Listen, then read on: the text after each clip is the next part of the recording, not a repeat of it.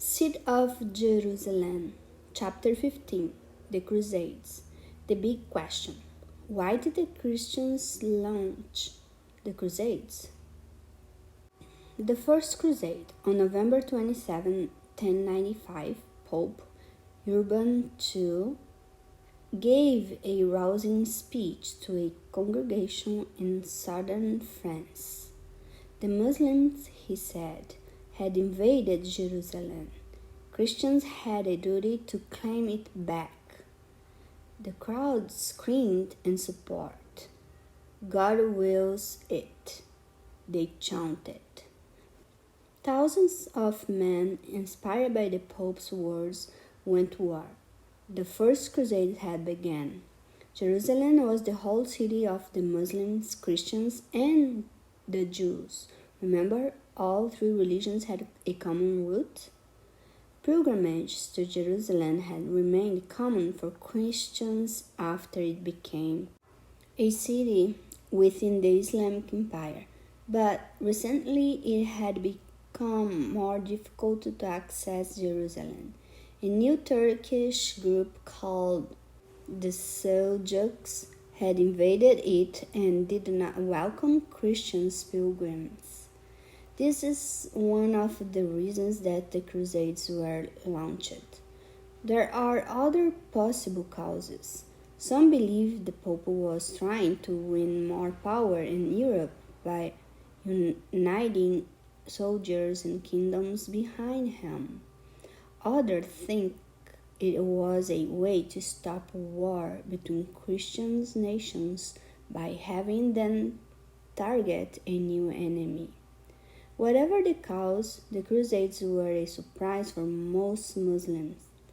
It didn't occur to them that an army from Europe would cause them problems. Normally, they would have been right. The Islamic Empire was larger, richer, and more powerful than Europe. But there was trouble within the empire. Different kingdoms were jockeying for power, and rebellions and wars were common. The Muslims' armies were exhausted, and it made them vulnerable to attack from the outside. A fractured empire. By the time of the Crusades, the Abbasids' power had waned. Different corners of the empire had started to rule themselves, only supporting the Caliphate in name. In Baghdad, the capital, the Seljuk Turks ruled as sultans, with the Caliph as a mere figurehead. The Turks were renowned as warriors who were particularly skilled in archery and horsemanship. By the 11th century, therefore, the empire was fractured. Some of the groups fought one another. This made them more vulnerable to attack from outside. The First Crusade conquered Jerusalem and many other cities in less than 3 years. As the Crusaders swept into Jerusalem, soldiers went on rampage, massacring some of the inhabitants.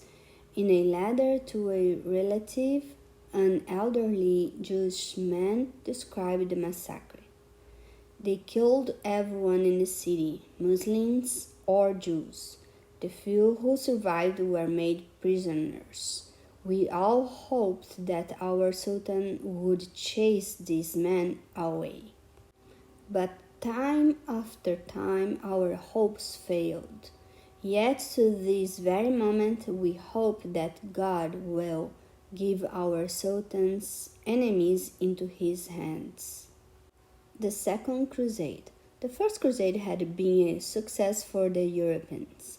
They had conquered Jerusalem in a very short period, catching the Muslim armies by surprise.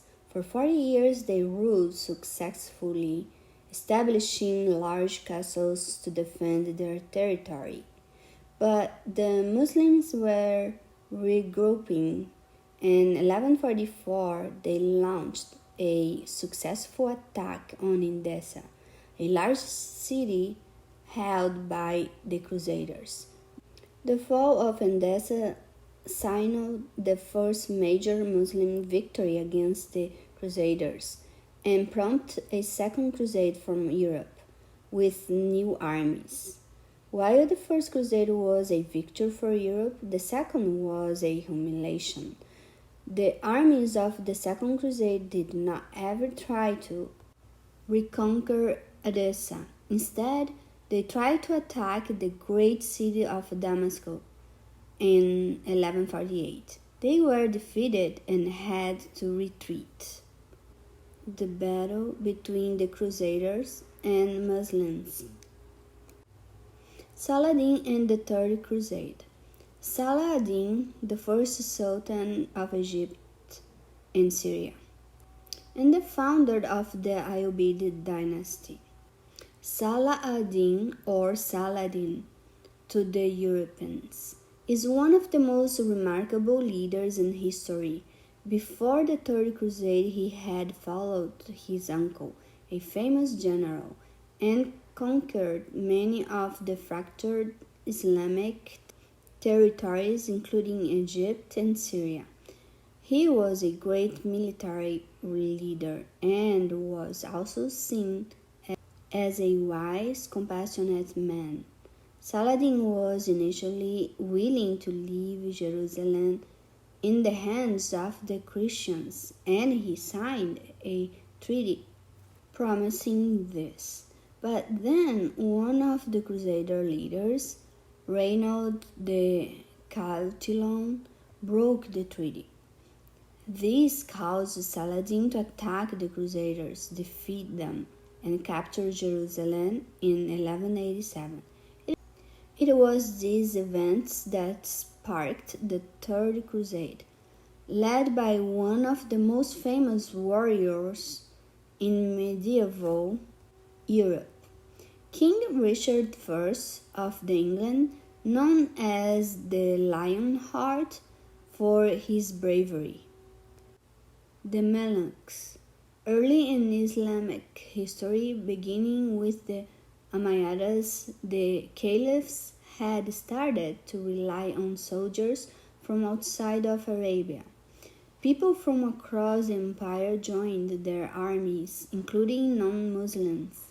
Some of these people became Mamluk soldiers. Mamluks were a unique group, mostly Turkic or from the Caucasus, formerly property of the caliph.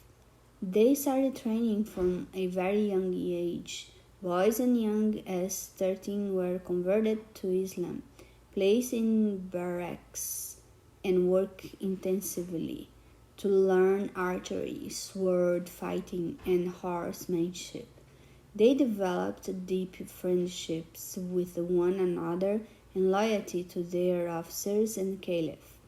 They became the most elite and effective fighting force in the empire.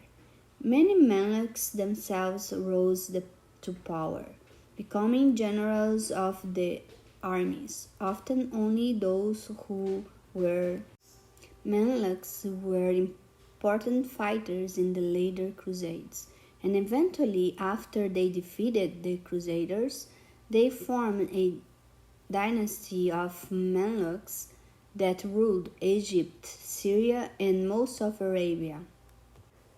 The story of Saladin and Richard the Lionheart. A curse on Reynold the Chatillon mumbled Richard the Lionheart, King of England, as he tossed and turned in his tent. His fever had raged for days, and he was desperate for water in this dry and hot land. "Do you not mean a curse on Saladin, your Majesty?" asked one of his attendants.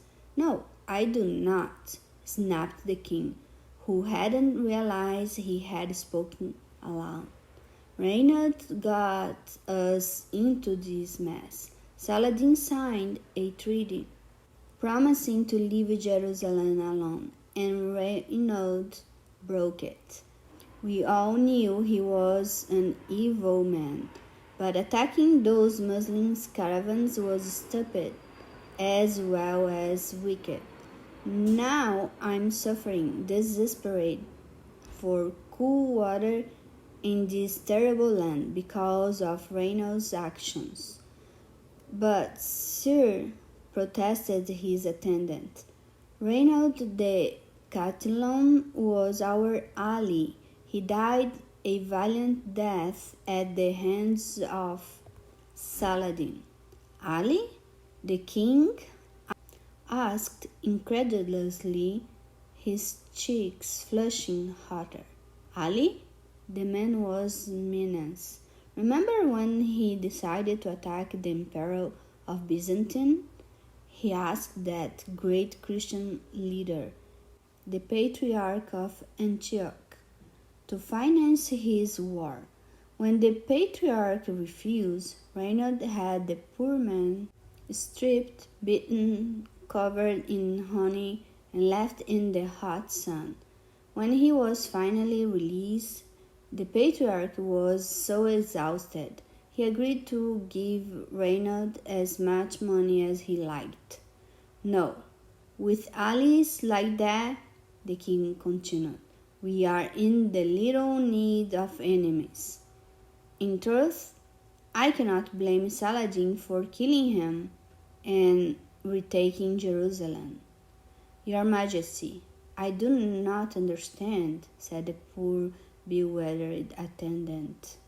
You traveled all the way from England to retake Jerusalem. Now you say Saladin should have it? You are not listening. The king chided. Of course Jerusalem should be in the hands of Christians.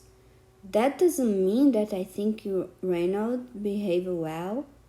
Honestly, I am far more beset by my so-called allies than by my enemy Saladin. Take Philip, King of France, and Leopold, Archduke of Austria. The king said, warming to his subject. They were supposed to be on this expedition, but they ran home when the things got difficult. They were rats, both of them. Leopold even complained that I had insulted him. Seeing the king grow agitated and worried about his health, the attendant attempted to soothe him. Suddenly, running footsteps were heard, and the messenger burst breathlessly into the tent. Your Majesty, he panted, a gift has arrived from Saladin. He heard of your fever and has sent you crushed snow and fruit for your health. As the messenger spoke, several page boys entered carrying huge platters of fruit and big pinchers of snow. For the first time in several days, the king smiled. You see, he said, Saladin knows how to behave in war. This is a gracious gift. Of course, we will still fight tomorrow. To take Jerusalem. But at least he is behaving as chivalry demands. Aftermath, King Richard and Saladin continued to fight each other for another year. Their respect for each other grew. In the end, they reached an agreement. The Muslims would keep Jerusalem but allow Christian pilgrims to visit. Other territories conquered by the Crusaders would remain in European hands. On his way back from the Crusades, Richard was captured and imprisoned by Archduke Leopold of Austria. His former ally had not forgiven him for his insults. Eventually, England paid a ransom to have him freed, but Richard never returned to the Holy Land. He died of wounds received during a battle in France in 1199. Saladin founded a new Islamic dynasty, the Ayyubids, who ruled Egypt and much of the Middle East. A page from the manuscript of Kalila and Dinah.